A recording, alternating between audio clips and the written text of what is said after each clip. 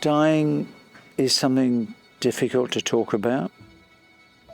We all know that we're going to face it one day, but we don't know it either. And we're pretty good in this day and age of avoiding difficult things. If you think about it, a lot of people don't use the word die, they use passing. But you can't cure death. You can only make peace with it. It's really weird. You just don't really get a sense of what a hospice can do until you need it. And we were lucky that when we needed it, we got everything that we needed. Dad got everything that he needed.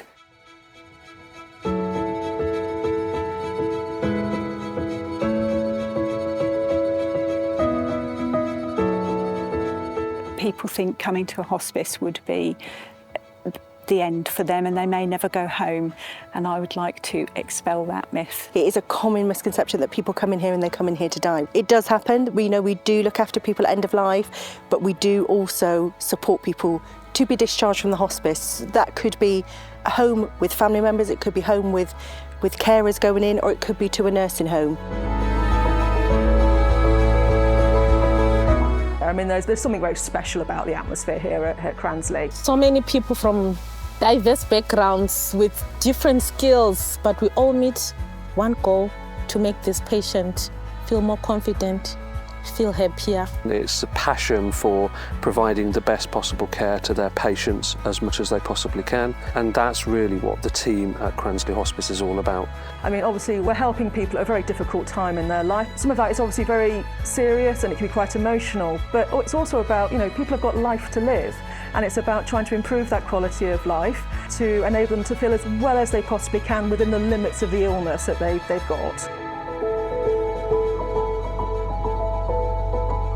Hospitals may well have been involved with patients who have been through the diagnosis and may well have had active treatment, but where that is no longer going to benefit the patient, then that's really where palliative care and hospice care comes in. And it's important that they're receiving the sort of the specialist support and symptom control management that is provided within the hospice setting.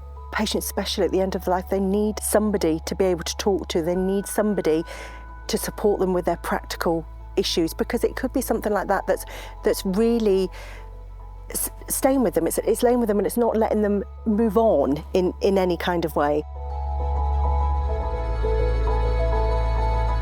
So what is dying like?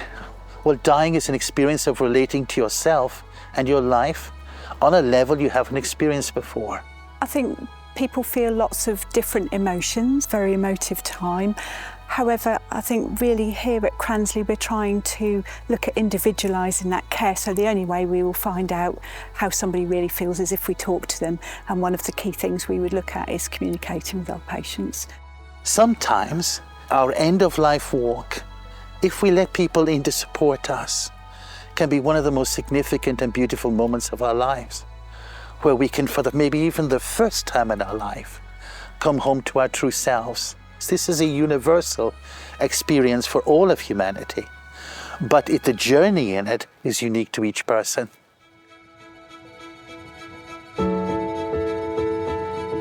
There is sad situations here at hospice, but there is also a lot of laughter. We do have a lot of fun.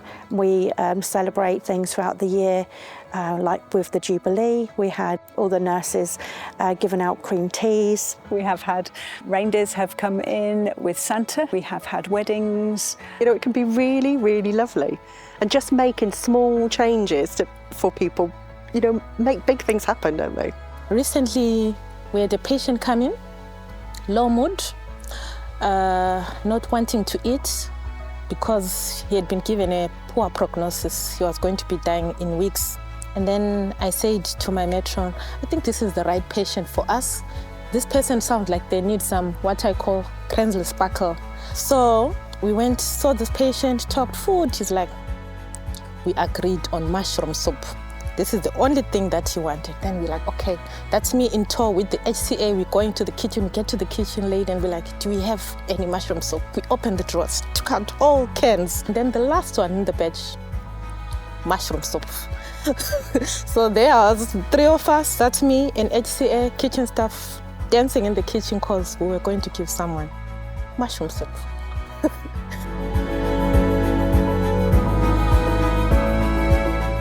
The funds that we raise directly help the hospice by providing roughly a quarter of the cost of the end-of-life provision for North Northamptonshire, delivered through Cransley Hospice and also delivered through the community team through Hospice at Home. So where patients have chosen that they wish to die at home with their loved ones around them, then our Hospice at Home team will provide that ongoing support. The Hospice at Home team, when they are in with the patients in their own home, can give many aspects of care, be that personal care, help with management of symptom control, psychological support to both family and the patient, or it can just be as simple as just being there to support and give comfort. I have a gift, I've been given a gift, the gift of life. And even if a doctor had said yesterday, he'd put a date on how long or give me a time frame of roughly how much more of that gift I have, it doesn't make the gift any less. If anything, held the right way, it can accentuate the beauty of that gift. Well, the first thing to say, we didn't really have time to think too much about it because from diagnosis to death, Dad was 3 months to the day. He decided very early on that he wanted to be at home throughout the duration. I was the only one that lived at home at the time, and I was very against it. I didn't want to be the one that walked in and found him dead in the morning, which I think hit home with him really hard. But he was still very against going into a hospice. In the end, I managed to persuade him to let me ring them because I wanted help. But that's not why I rang them. I've got them involved for him. The night before he came to Cransley was just horrendous. The Macmillan nurse had come round. We were waiting for a district nurse. His medicine wasn't working. His medicine was running out. It was different ones were doing different things, and he just sat with his head on the table for like 6 hours, not moving, just because he couldn't. He didn't have the energy. If he moved, he was in pain. And he again said, I don't want to go to a hospice. You're going to a hospice to die. And the Macmillan nurses were the ones that said it. They said, you don't. You go in the hospice to get help. You don't go in a hospice to die. So they said, we can get you into Cransley. And they said, can you be there in half an hour? So we got Dad in a car, drove him over there. He walked in, and as soon as he walked in, they knew him by name. They introduced themselves, they took him straight to his bed and let him get settled in, and he sat in his chair. He just relaxed. You could see it.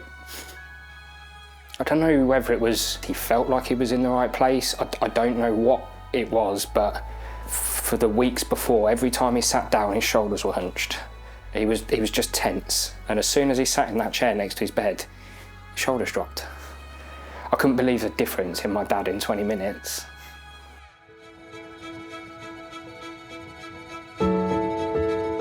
The greatest struggle in the time when the loved one is ill for the family is a growing sense of loss, of letting go, and sheer helplessness. So if there wasn't a care for families, what would it be like? It would be have a cup of tea and carry on, stiff upper lip, shove that pain down, and for the rest of your life when you're so conscious, let it govern you. And one of the first things that I do working with families in bereavement support is to help them to have permission to grieve, permission to love and to continue on loving, to not be alone in such a painful and devastating time. You only grieve if you've loved. Grieve is another language of your love. I don't know that people know what they want when they're very ill, because they haven't been here before. But I get a sense that they want a guide. They want a companion on a journey. And that's what the hospice team in the broadest sense can do. If we don't have beds available, I'm concerned about those patients that really need specialist palliative care for symptom management. For those patients who are finding life at home really difficult, and need something more, if we don't have beds available, I'm concerned where they go.